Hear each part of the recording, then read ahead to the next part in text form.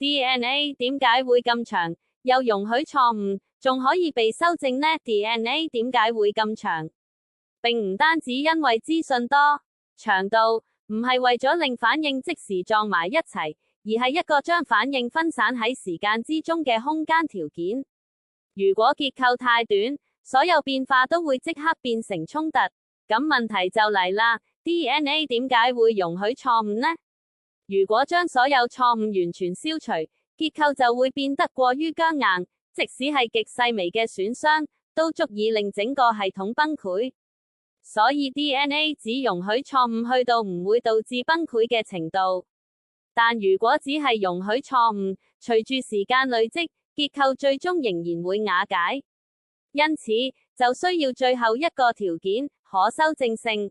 DNA 唔係完全阻止錯誤出現，而係確保錯誤唔會永久被固定，而係可以被修復被還原。長度用嚟分散時間，容許錯誤令變化成為可能，而修正能力則防止崩潰。當呢三樣同時存在， DNA 就唔再只係資訊，而係一個能夠喺時間之中被維持嘅生命結構。